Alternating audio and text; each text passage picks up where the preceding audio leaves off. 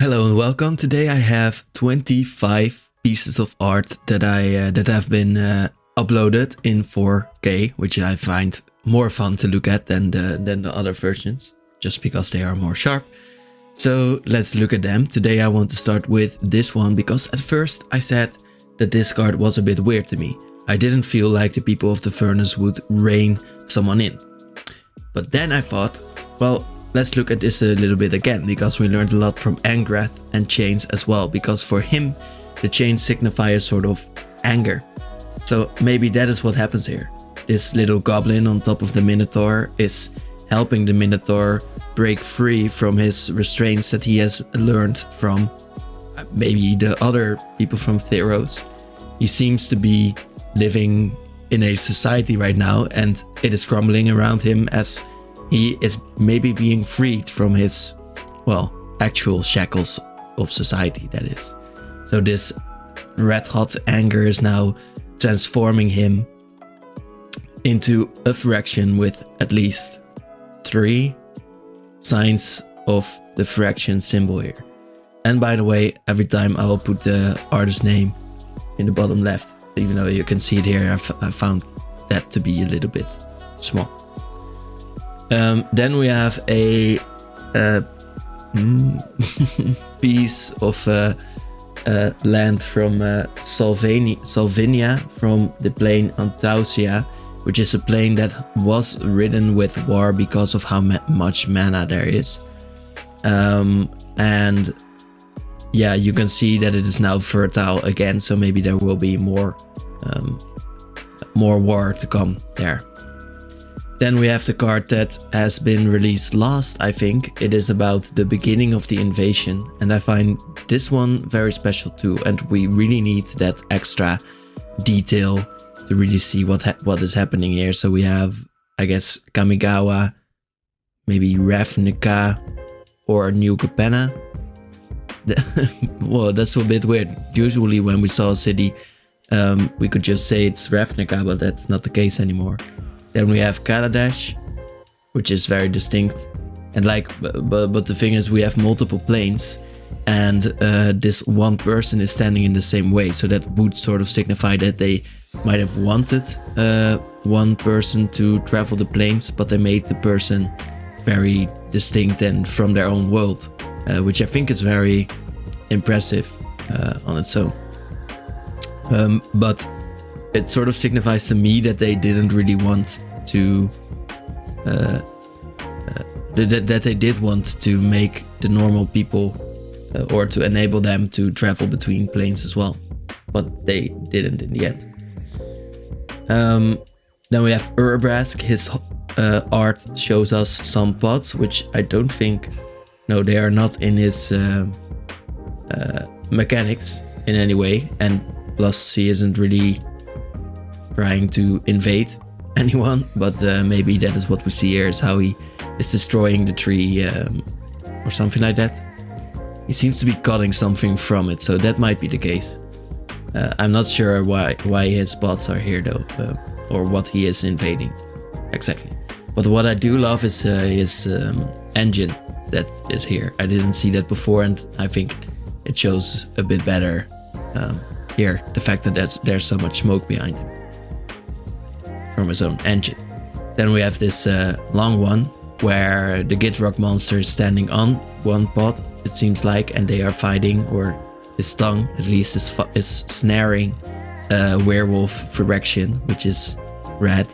We see, which I also never saw before, but Pendersky's sign is apparently like this, and now I understand better why these letters are always in caps. And then Thalia is striking the werewolf down with her spear. A bit weird of a combination still, but we talked about that already. Then we have Norn's Inquisitor. She has taken an Inquisitor, and I think that Inquisitors really feel like they belong to her in many ways. And we see many more in the background. Not sure why, to be honest, there are so many in this art, because this isn't really go wide strategy, it feels like, but maybe it is a go wide strategy for the incubation mechanic. How did this not turn around? Well, okay, we have Invasion of Tarkir. We can't really read it, so let's not look at the mechanics too much then. From Darren Tan. And the thing I find interesting here is the fact that we see here already at least 2 different kinds of brute. So the Ojutai and Tarka brute that are both fighting one big dragon. It does seem like one dragon has been fractionized, and it is from Colagan, I feel like, because of the electricity and the way that their skin is. And then we see their actual counterpart, the Defiant Vandermaal, who, I don't know, did he break free? Or is this just another one from the same brute? We don't really know. But it seems cool to see them again and see their details a bit more. Flying Trample deals... Oh, that's interesting too, from the mechanics that it deals the amount of damage that a shock would do, which is funny because, of course, this is lightning. Yeah. Okay, then we have Ren, who is trying to apparently seal the tree away, but she was protecting it, so maybe the artist says something different than the mechanics and the name of this art. When it ends the battlefield, you exile a permanent. Okay, a bit weird because it doesn't really do what it says. But well, it does do what it says, but it doesn't really do what happened. So yeah, a bit of a false telling. Fake news is of course all around, and nothing to do about that. But let's take a moment, by the way. Of course, we are not here for that. To look at how Ren has been color shifted here and how burnt she is, but she is still going on.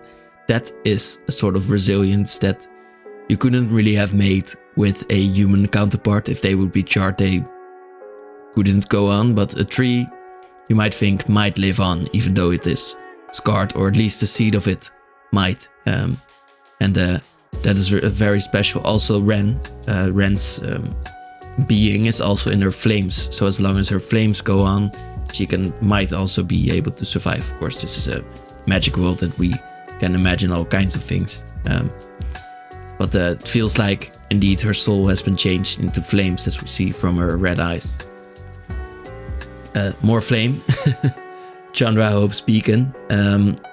I feel like the most pretty thing is how it seems like Chandra is going to pull this fireball all the way through her, and she doesn't really mind her own life vanishing as she does this.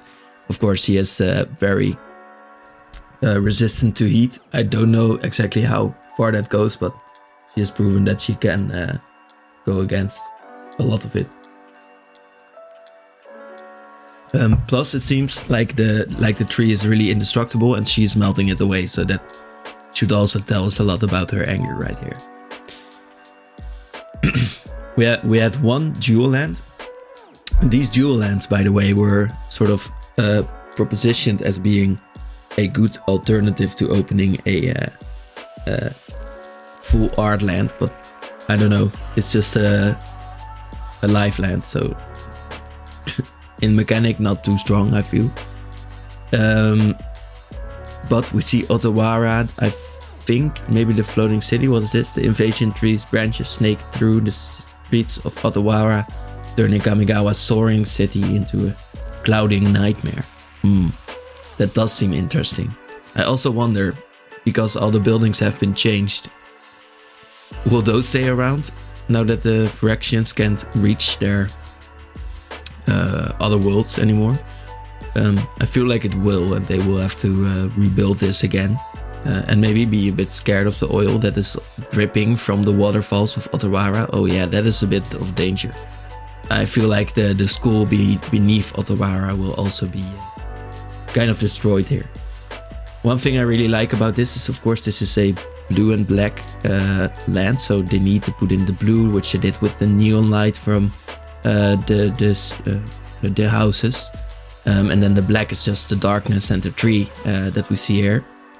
The water is still clean, which is interesting, but it is of course being taken over by the oil here. And they wanted to put in some red because that is the color of this set for the fractions. Moving on, I have another mistake to point out.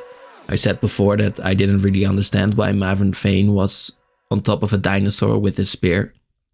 Didn't really feel like he would contribute a lot from all the way up there. But then I looked closer, and of course Galta is already trampling all these people. But Mavren's powers seem to maybe make these people vanish or something. At least we see them disintegrate, which is not really something trampling would do. Of course they would fly around from the earthquakes that Galta is making, but maybe this is some magic coming from Mavren. Then we have the invasion of Ixalan. Now our cards are turned. Not sure what happened, to be honest. But yeah, I didn't really want to point anything out there anyways. We see mostly, what I liked about this is like Ixalan, the set felt, or it was supposed to feel like a sort of vacation from the darkness that we were coming from with Amonkhet, I believe, before that, or there was some darkness before it. And now this should feel like a sunny, summery island that we are passing by.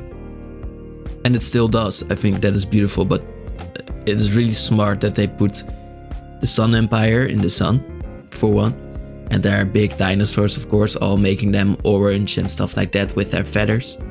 But then the Phyrexian people, who are also seem to come from the Sun Empire here, and their dinosaurs who have also been Phyrexianized, put them in the shadow so they have a nice contrast against them, and their blue, grey, scaly colors can be a nice contrast to them. The moment of truth, which is where Elspeth entered life again, I guess. She's coming from the underworld and the path behind her is crumbling.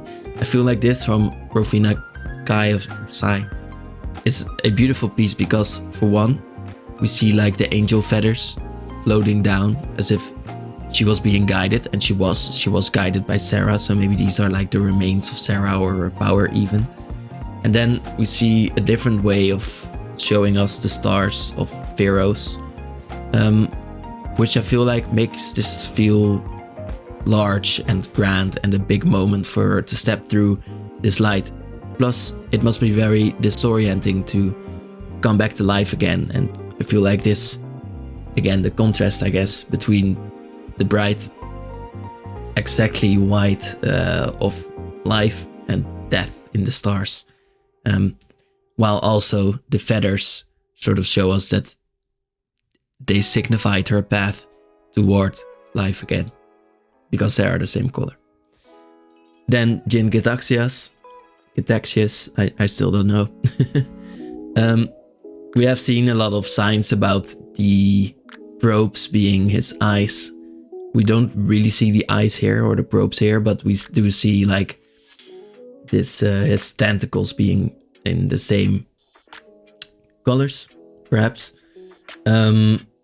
He has a spell matter card that is feeling really physical, like he is just, I don't know, digging or something. I don't know why, or maybe he's digging something up. That could be it as well. I'm not really sure what he is doing here. That's the only thing, but it does feel very dynamic because of this motion that you see here in the arm, and that is going through here. So we have a circle here, we have a circle like here, and that is moving through the earth so that you either start looking at his head and move down, or either start looking at his claw and move down, so that you see action that, I guess, intrigues you. And in the same way, then you start looking at the other things that have the same shape, which are the trees here, of course, again, showing us maybe that his own invasion of the earth and the excavation of it is maybe the same as the trees are doing. Maybe this is a mech and he is sort of destroying it. Now that I look at it better, this might be an eye of the mech. That would be cool. I don't know if that's the case. Can't really see for sure, but let's just imagine it is, because that would be very cool. We can choose what we see. Then we have the cities in the back and this sort of deposing samurai, not sure, ninja maybe, coming to attack him from behind. I feel like it is lovely that he returned to Kamigawa as well. We haven't really seen that in the story or anything, but it's cool to see it here again. And then we have, like, I feel like, I don't know, it's very impressive how many styles it seems like there are in here. But it seems like sort of a medieval art piece from Jason Rainville, where this pivotal moment in the story where Ren had to get to the tree, which I imagine to be somewhere off on the right. And all the people, all the Mirrans that were left, which were like 20 people, and they had multiple people running with Ren and passing her over, and some were falling while others pressed on. We see that here beautifully. It's like a few people, when they're working perfectly together, they have fought so many times together, and now they have such a formation where you can see the spears, maybe this one with that, and like this shield maybe, or bracer from the Loxodon, and his cloak, like form a perfect formation here in a triangle, so that you really feel like this is almost an arrow with these cloaks counting with us. It's almost an arrow towards the tree, and I think that is really well done, because it still feels very natural as well. And doesn't this like arrow of Ren herself feel very Renaissance, like how she is like going along? I don't know, it just feels so stylistic, but still fantasy magic. Change the equation. Here we see Jin's probes again. And do we see something about it in the flavor? It's not your fault, Strixhaven taught you an imperfect premise. Okay, the imperfect execution was your fault. Okay, so I don't know, maybe Strixhaven. Yeah, that is the school. I always confuse it with Arcavios. But we see her sort of deflecting the spells because she changes reality itself, is what I feel like she is telling us. And I feel like that is beautiful, that her conviction can really change reality. Other than that, I feel like changing the equation in a Phyrexian way is really smart as well, that they have put in the Phyrexian scripture language here, and these beautiful geometric, I don't know, these beautiful shapes here as well, and they are growing on her, even the probes, as she is casting her spell. Yeah, really well done with putting Phyrexian equations here. Maybe it will be translated later. Inga and Isika feels very, how do you say, cartoonish. Maybe how I want to say it. And what I like about it is how is the word frivolous, something like that. It feels, because it is like I don't know. Inga feels really serious here as she's pointing towards something, and then Isika is like, no, I don't just want to enjoy the ride on my own chariot. Yeah, this is Isika's chariot as well. So this is actually 3 sort of creatures. I mean, a vehicle is not really a creature yet, but 3 sort of creatures on one thing. Oh, also something I didn't mention in the pairing episode is that they both, of course, have their own familiars with the raven and the cats. So maybe that is another reason for them to be together. And of course, to call back to the most famous Mario Kart map ever, Rainbow Road, which I think is very beautiful too. But it is, of course, also a callback to the bridge that we see in Nordic lore. So really smart use here. And if you are only told to make a card with Inga and Isika, this is a really good execution of it with the Rainbow Road styling and making it feel so, how do you say? It's like whimsical. That's maybe the best word. Then on to more serious things. Boonbringer Valkyrie, same world though. We see Jin's probes attacking here, and here as well. Noticing something new every time, and our Valkyrie is slashing off the tendrils of these tentacle monsters. Before we have seen a Valkyrie with shielding wings, but here she's shielding herself from things that can come from the sky. I think that's really smart too. And she is ready to bring the boons of flying First Strike Lifelink to someone else.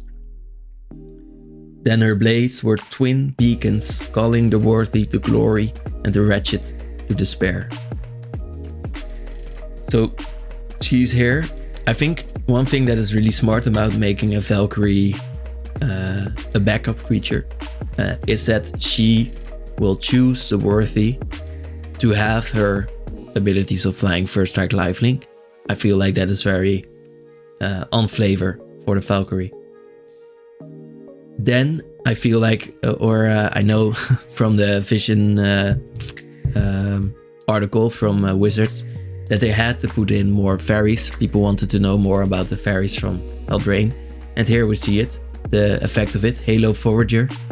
We see what the fairy are good at. So it is apparently gathering maybe magical items and Halo here. And where are they getting it? I'm not sure. Are they getting it on Eldraine, or is this actually New Capenna? I'm not sure actually. Then it would be outside of the city, so that would be interesting too, that we are seeing something outside of the city there. But I feel like this should be from Eldraine. They said it in the Vision design, but well, just judging from the art, it might be both, honestly. 3 mana, 3/1 enters the battlefield. You may pay X. When you do, you may cast an instant or sorcery spell with.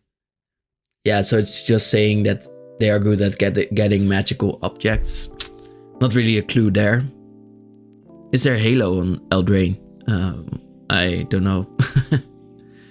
Might be. But she is sort of saving her forest, but it does seem like a magical forest, so maybe I'm going with Eldraine finally on this. Let me know what you think about what plane that is.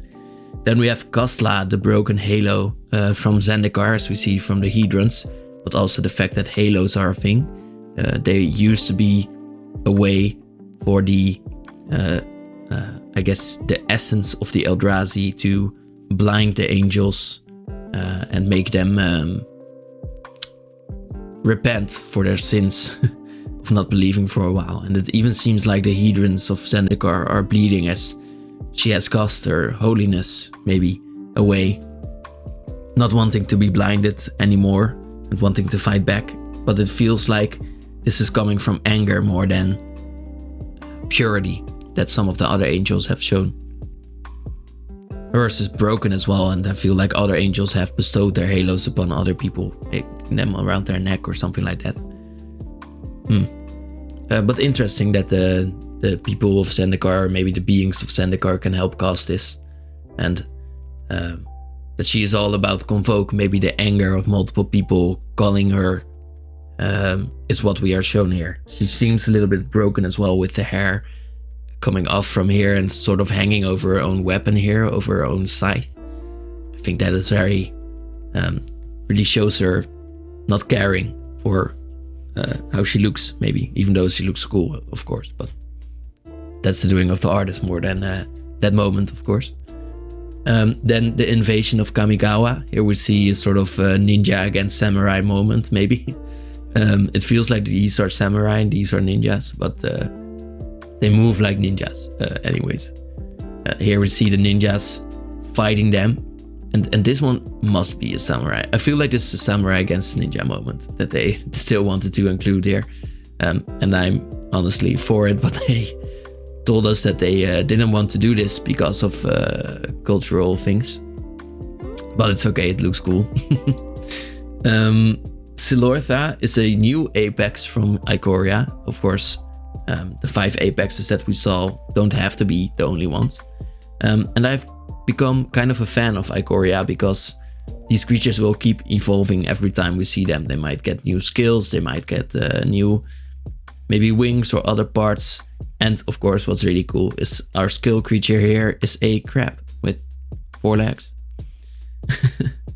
Phyrexia's largest Goliath stormed Ikoria ready to challenge the world's great monsters. Zulortha was unimpressed. Does seem like Zulortha is reacting a bit maybe, but maybe she's just stomping around here. Drag Recycler. Ooh, that looks... So this beast, this Phyrexian beast, with its curling mass here, as we can see.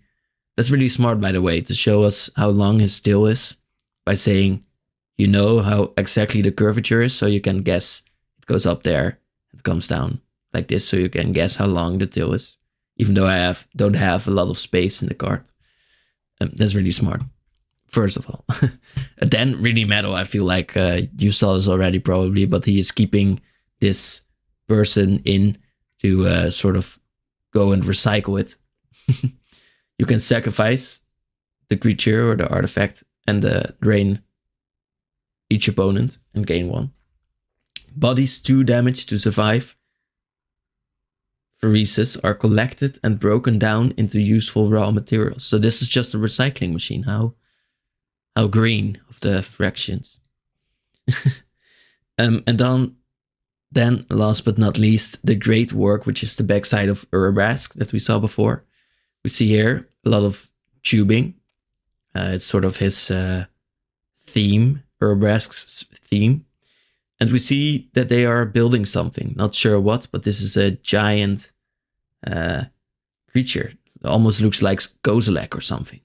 That they are building. And we see the small Urabraskian furnace creatures, maybe rats here. But also, if you look really well, you can see them flying around here too, which I found cool. And while this is under construction, its arms are up there being made. So I'm not sure how they will do this, but, well, the Phyrexians, how can we really understand them? Also want to note, Campbell White has like 5 pieces of art in these 25, which I think is a lot. They really made almost everything. And something I like is how Urabrask has made this whole thing, apparently, because we can see all the tubes. That means that he has built this, I feel like. So that was it for these pieces of art. There will be more, of course, coming up, but they don't post everything anymore, so we'll just see maybe the coolest ones. But that was it for today. I want to thank you for watching.